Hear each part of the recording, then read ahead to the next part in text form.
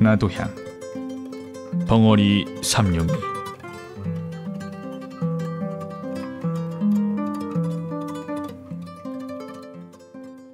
하나.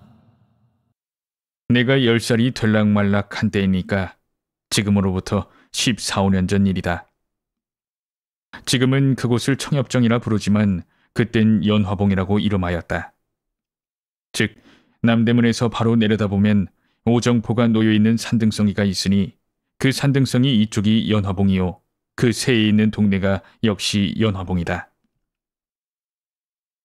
지금은 그곳에 빈민굴이라고 할 수밖에 없이 지저분한 촌락이 생기고 노동자들밖에 살지 않는 곳이 되어버렸으나 그땐 자기네 딴은 행세한다는 사람들이 있었다. 집이라곤 10여 호밖에 있지 않았고 그곳에 사는 사람들은 대개 과목밭을 하고 또는 채소를 심거나 아니면 콩나물을 길러서 생활을 하여 갔었다.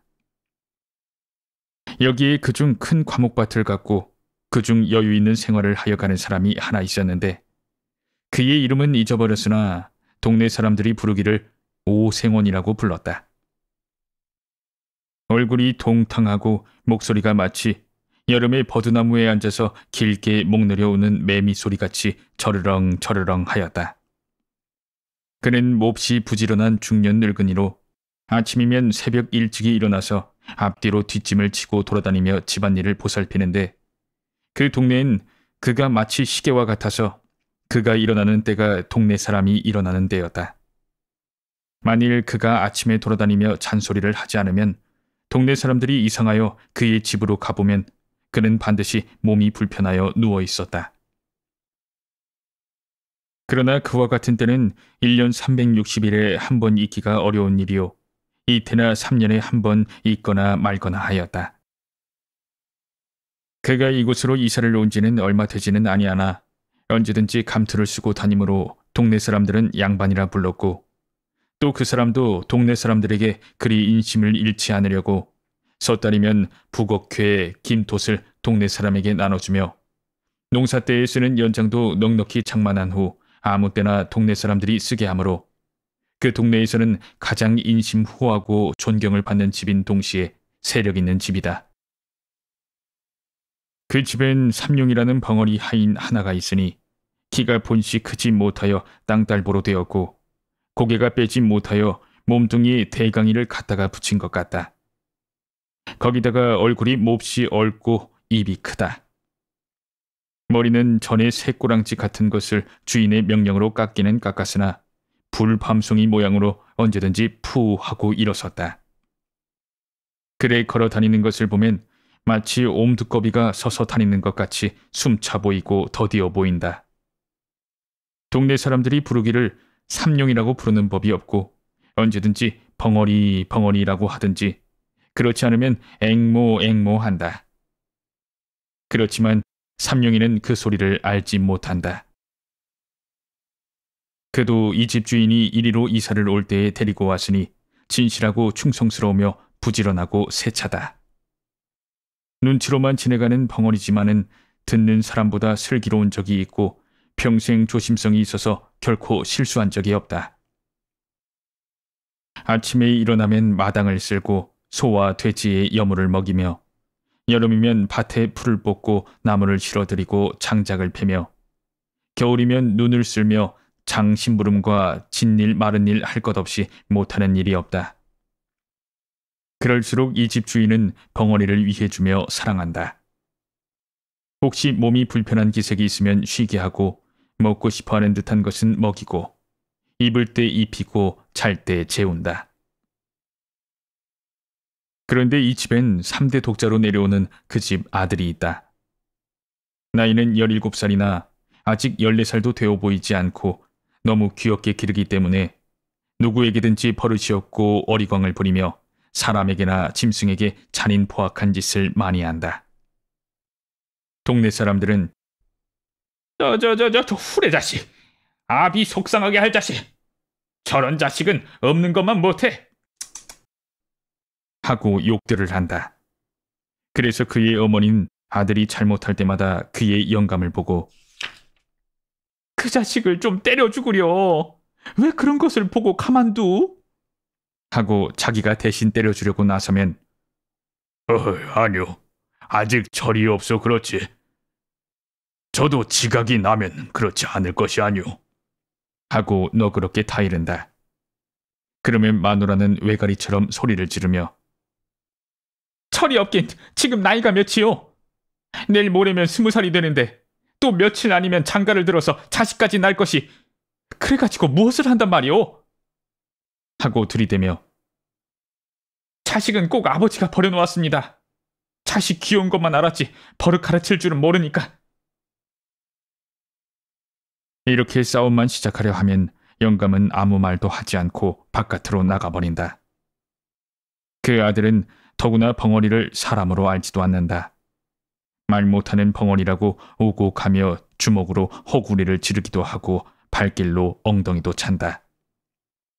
그러면 그 벙어리는 어린 것이 철없이 그러는 것이 도리어 귀엽기도 하고 또는 그 힘없는 팔과 힘없는 다리로 자신의 무쇠 같은 몸을 건드리는 것이 우습기도 하고 앙증하기도 하여 돌아서서 방글에 웃으면서 툭툭 털고 다른 곳으로 몸을 피해버린다. 어떤 때는 낮잠 자는 벙어리 입에다가 똥을 먹인 때도 있었다.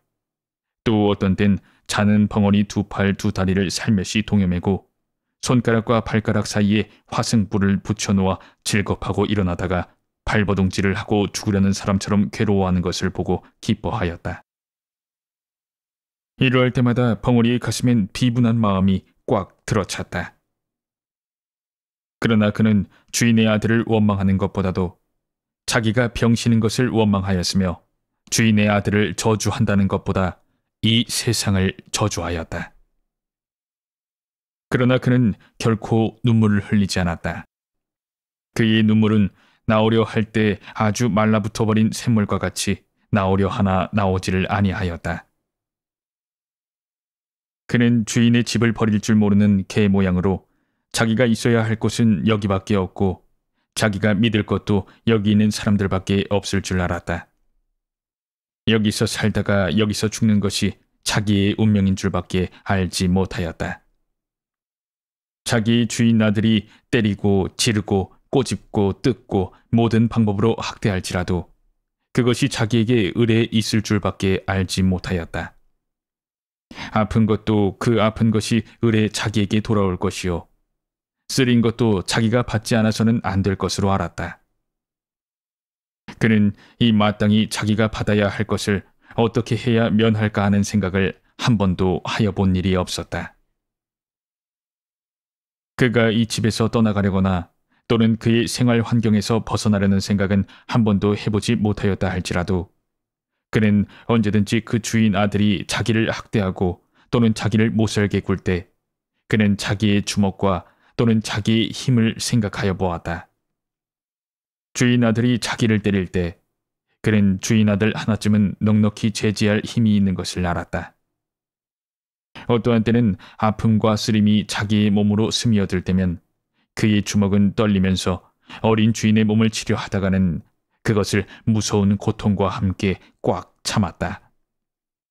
그는 속으로 아니다. 그는 나의 주인의 아들이야. 그는 나의 어린 주인이다. 하고 꾹 참았다. 그러고는 그것을 얼핏 잊어버렸다. 그러다가도 동네집 아이들과 혹시 장난을 하다가 주인 아들이 울고 들어올 때는 그는 황소같이 날뛰면서 주인을 위하여 싸웠다. 그래서 동네에서도 어린애들이나 장난꾼들이 벙어리를 무서워하여 감히 덤비지를 못하였다. 그리고 주인 아들도 위급한 경우엔 언제든지 벙어리를 찾았다. 벙어리는 얻어맞으면서도 기어드는 충견 모양으로 주인의 아들을 위하여 싫어하지 않고 힘을 다하였다. 둘. 벙어리가 23살이 될 때까지 그는 물론 이성과 접촉할 기회가 없었다. 동네의 처녀들이 저를 벙어리 벙어리 하며 괴상한 손짓과 몸짓으로 눌려먹음을 받을 적에 분하고 곤란한 중에도 느긋한 즐거움을 느껴본 일은 있었으나 그가 결코 사랑으로서 어떠한 여자를 대해본 일은 없었다. 그러나 정욕을 가진 사람인 벙어리도 그의 피가 차디 찰 리는 없었다. 혹 그의 피는 더욱 뜨거웠을는지도 알 수 없다. 뜨겁다 뜨겁다 못하여 엉기어버린 엿과 같을지도 알 수 없었다. 만일 그에게 볕을 주거나 다시 뜨거운 열을 준다면 그의 피는 다시 녹을는지도 알 수 없었다.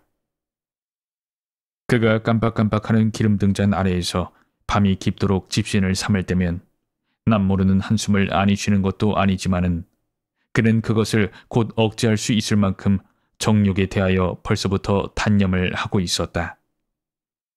마치 언제 폭발이 될는지 알지 못하는 효화산 모양으로 그의 가슴 속에는 충분한 정열을 깊이 감추어 놓았으나 그것이 아직 폭발될 시기가 이르지 못한 것이었다.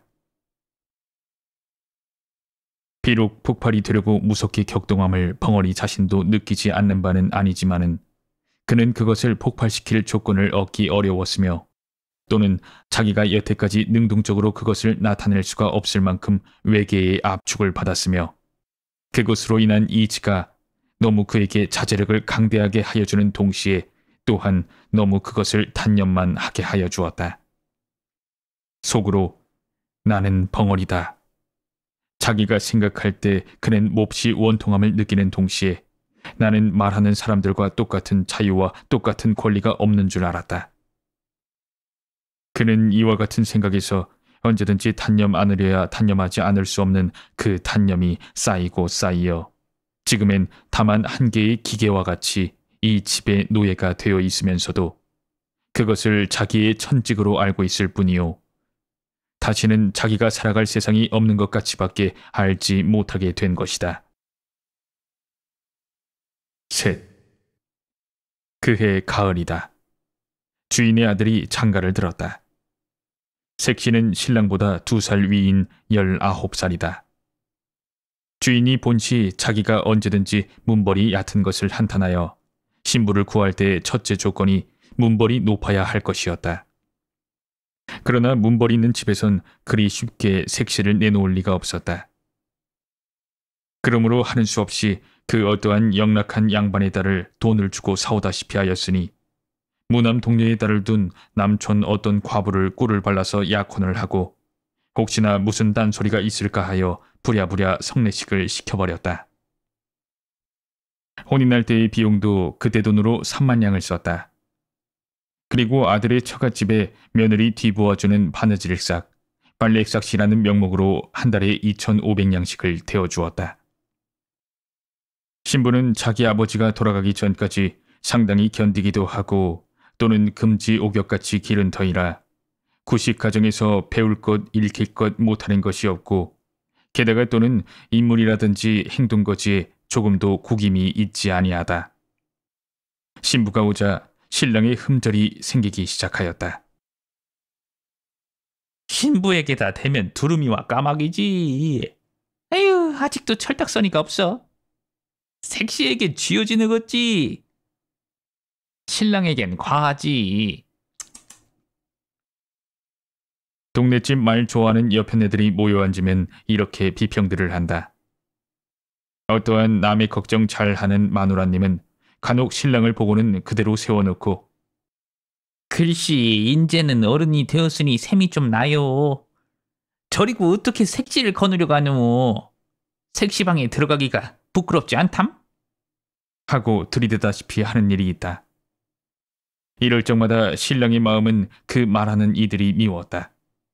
일부러 자기를 부끄럽게 하려고 하는 것 같아서 그 후에 그를 만나면 말도 안 하고 인사도 하지 아니한다. 또 그의 고모되는 이가 와서 자기 조카를 보고 인제는 어른이요. 너도 그만하면 지각이 날 때가 되지 않았니? 네 처가 부끄럽지 아니하냐? 하고 타이를 적마다 그의 마음은 그 말하는 사람이 부끄럽다는 것보다도 자기를 이렇게 한 자기의 아내가 더욱 밉살머리스러웠다. 옆에 내가 다 무엇이냐? 저 빌어먹을 년이 들어오더니 날 이렇게 못살게 들굴지. 혼인난 지 며칠이 못 되어 그는 색시방에 들어가지를 않았다. 집안에선 야단이 났다. 마치 돼지나 말 새끼를 혼례시키려는 것 같이 신랑을 색시방으로 집어넣으려 하나 막무가내였다. 그럴 때마다 신랑은 손에 닥치는 대로 집어 때려서 자기의 외사촌 누이의 이마를 뚫어서 피까지 나게 한 일이 있었다. 집안 식구들이 하는 수가 없어 맨 나중엔 아버지에게 밀었다. 그러나 그것도 소용이 없을 뿐더러 풍파를 더 일으키게 하였다. 아버지께 꾸중을 듣고 들어와선 다짜고짜로 신부의 머리채를 쥐어잡아 마루 한복판에 태지를 쳤다. 그러고는 이면 네 집으로 가거라. 보기 싫다. 내 눈앞엔 보이지도 마라. 하였다. 밥상을 가져오면 그 밥상이 마당 한복판에서 제주를 넘고 옷을 가져오면 그 옷이 쓰레기통으로 나간다. 이리하여 색시는 시집 오던 날부터 팔자 한탄을 하고서 날마다 밤마다 우는 사람이 되었다. 울면 요사스럽다고 때린다. 또 말이 없으면 빙충 맞다고 친다. 이리하여 그 집엔 평화스러운 날이 하루도 없었다. 이것을 날마다 보는 사람 가운데 알 수 없는 의혹을 품게 된 사람이 하나 있으니 그는 곧 벙어리 삼룡이었다. 그렇게 예쁘고 유순하고 그렇게 얌전한 벙어리의 눈으로 보아선 감히 손도대지 못할 만큼 선녀 같은 주인 아씨를 때리는 것은 자기의 생각으론 도저히 풀 수 없는 의심이었다. 보기에도 황홀하고 건드리기도 황홀할 만큼 숭고한 여자를 그렇게 하대한다는 것은 너무나 세상에 있지 못할 일이다. 자기인 주인 세서방에게 개나 돼지같이 얻어맞는 것이 마땅한 이상으로 마땅하지만은 선녀와 짐승의 차가 있는 주인 아씨와 자기가 똑같이 얻어맞는 것은 너무 무서운 일이다.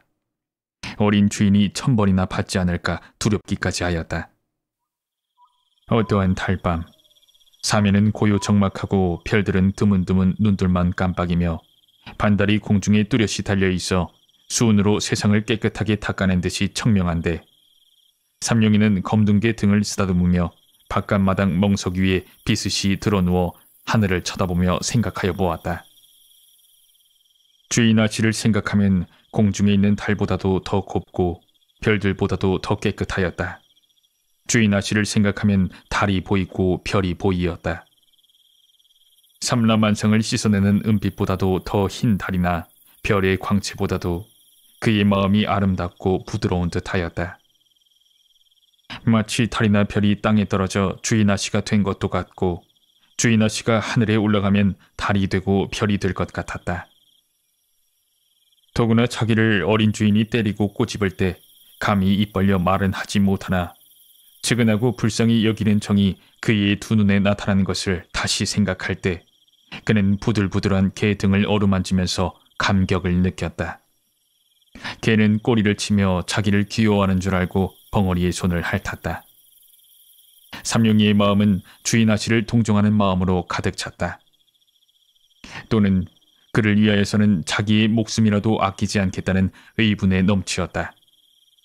그것은 마치 살구를 보면 입속에 침이 도는 것 같이 본능적으로 느껴지는 감정이었다. 넷. 주인 아씨가 온 뒤에 다른 사람들은 자유로운 안출입을 금하였으나 벙어리는 마치 개가 마음대로 안에 출입할 수 있는 것 같이 아무 의심 없이 출입할 수가 있었다. 하루는 어린 주인이 먹지 않던 술이 잔뜩 취하여 무지한 놈에게 맞아서 길에 자빠진 것을 업어다가 안으로 들여다 누인 일이 있었다. 그때 아무도 안에 있지 않고 다만 주인 아씨 혼자 방에서 바느질을 하고 있다가 이 꼴을 보고 벙어리의 충성된 마음이 고마워서 그 후에 쓰던 비단 헝겊조각으로 부시쌈지 하나를 만들어준 일이 있었다. 이것이 세서방님의 눈에 띄었다. 그래서 주인 아씨는 어떤 날 밤자던 몸으로 마당 복판에 머리를 푼 채 내동댕이 쳐졌다. 그리고 온몸에 피가 맺히도록 얻어맞았다. 이것을 본 벙어리는 또다시 의분의 마음이 뻗쳐 올라왔다. 그래서 미친 사자와 같이 뛰어들어가 세서방님을 내어던지고 주인 아씨를 둘러매었다. 그리고 나는 수리와 같이 바깥사랑 주인 영감 있는 곳으로 뛰어가 그 앞에 내려놓고 손짓과 몸짓을 10번, 20번 거푸하며 하소연하였다. 그 이튿날 아침에 그는 주인 세서방님에게 물풀이로 얼굴을 몹시 얻어맞아서 한쪽 뺨이 눈을 얼러서 피가 나고 주먹같이 부었다. 그 때릴 적에 세서방의 입에서 나오는 말은 이 흉측한 벙어리 같으니 내 옆편내를 건드려? 하고 부시쌈지를 빼앗아 칼갈이 찢어서 뒷간에 던졌다. 그리고 이놈아, 인자는 주인도 몰라보고 막 친다. 이런 것은 죽여야 해. 하고 채찍으로 그의 뒷덜미를 갈겨서 그 자리에 쓰러지게 하였다. 벙어리는 다만 두 손으로 빌 뿐이었다. 말도 못하고 고개를 몇백 번 코가 땅에 닿도록 그저 용서해달라고 빌기만 하였다. 그러나 그의 가슴엔 비로소 숨겨있던 정의감이 머리를 들기 시작하였다. 그는 아픈 것을 참아가면서도 북받치는 분노를 억제하였다. 그때부터 벙어리는 안방에 들어가지 못하였다. 이 들어가지 못하는 것이 더욱 벙어리로 하여금 궁금증이 나게 하였다. 그 궁금증이라는 것이 묘하게 빛이 변하여 주인 아씨를 배웁고 싶은 심정으로 변하였다. 배웁지 못함으로 가슴이 타올랐다. 몹시 애상의 정서가 그의 가슴을 저리게 하였다. 한 번이라도 아씨를 배울 수가 있으면 하는 마음이 나더니 그의 마음에 넋은 느끼기를 시작하였다. 센티멘털한 가운데에서 느끼는 그 무슨 정서는 그에게 생명 같은 희열을 주었다. 그것과 자기의 목숨이라도 바꿀 수 있을 것 같았다. 어떤 때는 그대로 대강이로 담을 뚫고 들어가고 싶도록 주인 아씨를 배우고 싶은 것을 꼭 참을 때도 있었다. 그 후부터는 밥을 잘 먹을 수가 없었다. 일도 손에 잡히지 않았다. 틈만 있으면 안으로만 들어가고 싶었다. 주인이 전보다 많이 밥과 음식을 주고 더 편하게 하여 주었으나 그것이 싫었다.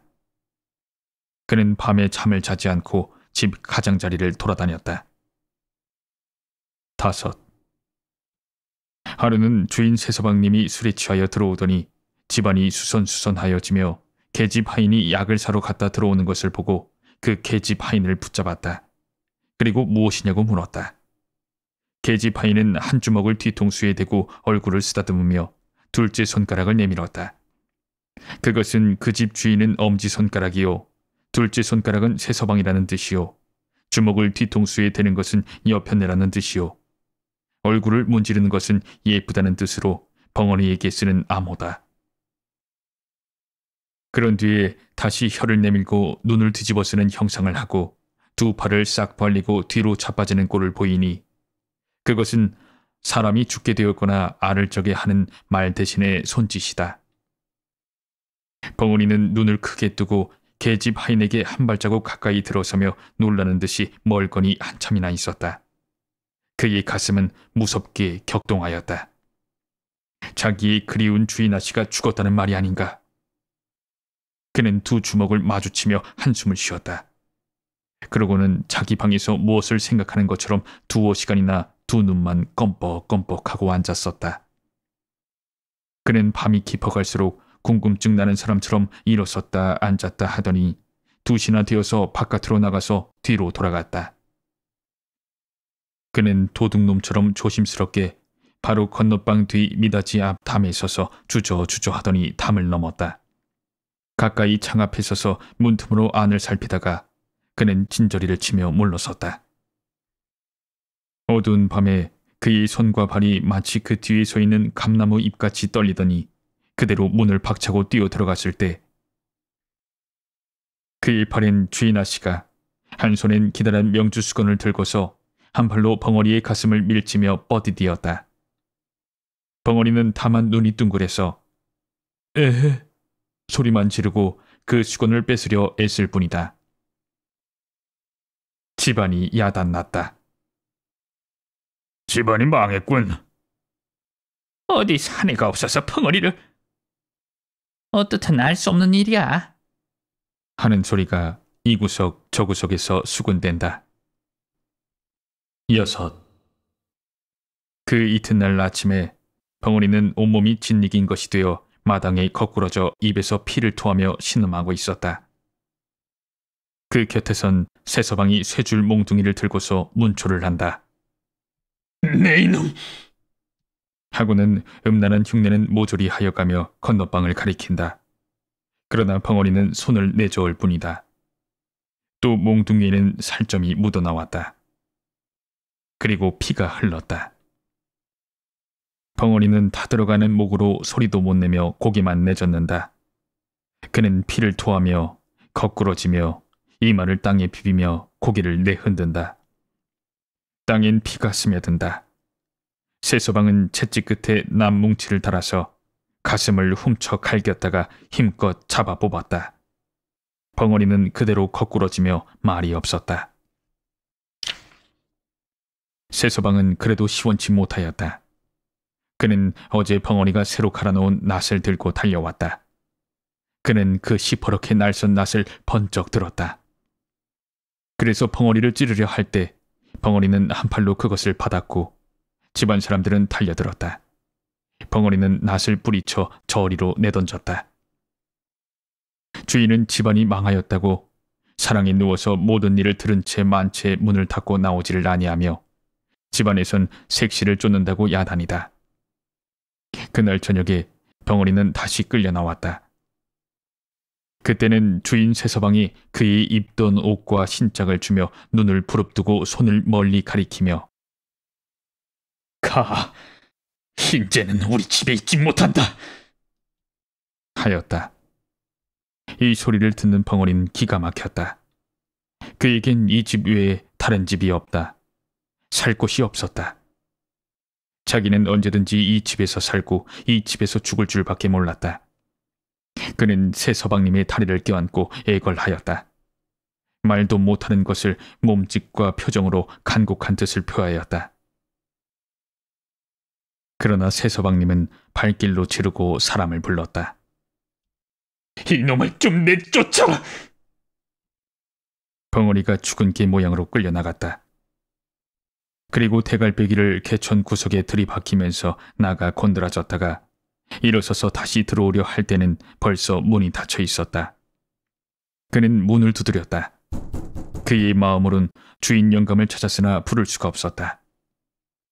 그가 날마다 열고 날마다 닫던 문이 자기가 지금은 열려 하나 자기를 내어 쫓고 열리지를 않는다. 자기가 건사하고 자기가 거두던 모든 것이 오늘엔 자기의 말을 듣지 않는다. 어려서부터 지금까지 모든 정성과 힘과 뜻을 다하여 충성스럽게 일한 값이 오늘은 이것이다. 그는 비로소 믿고 바라던 모든 것이 자기의 원수란 것을 알았다. 그는 모든 것을 없애버리고 자기도 또한 없어지는 것이 나은 것을 알았다.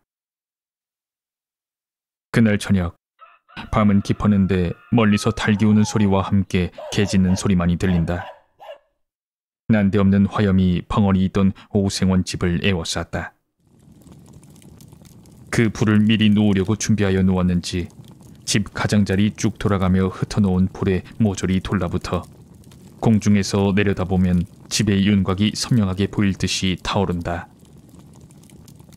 불은 마치 피 묻은 살을 맛있게 잘라먹는 요마의 혓바닥처럼 날름날름 집 한 채를 삽시간에 먹어버리었다. 이와 같은 화염 속으로 뛰어들어가는 사람이 하나 있으니 그는 다른 사람이 아니라 낮에 이 집을 쫓겨난 삼룡이다. 그는 먼저 사랑에 가서 문을 깨트리고 주인을 업어다가 밭 가운데 놓고 다시 들어가려 할지 그의 얼굴과 등과 다리가 불에 데어 쭈그러져 드는 것을 알지 못하였다. 그는 건넌방으로 뛰어들었다. 그러나 색시는 없었다. 다시 안방으로 뛰어들었다.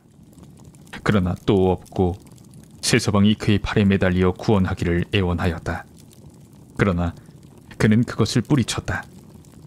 다시 석가래의 불이 시뻘겋게 타면서 그의 머리에 떨어졌다. 그러나 그는 그것을 몰랐다.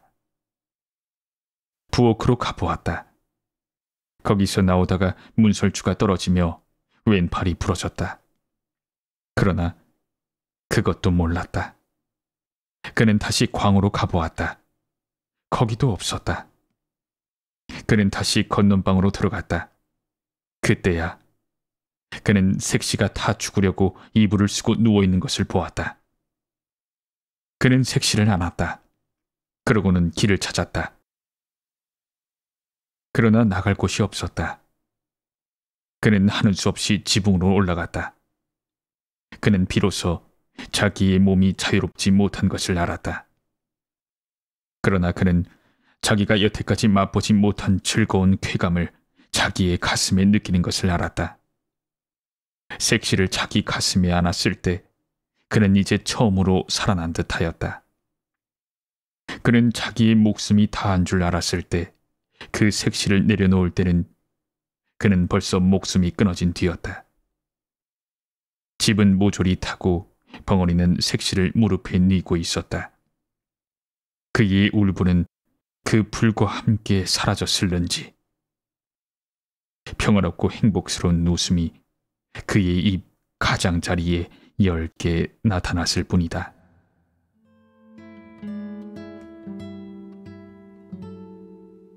오늘 밤 책 한 잔. 나도향. 벙어리 삼룡이.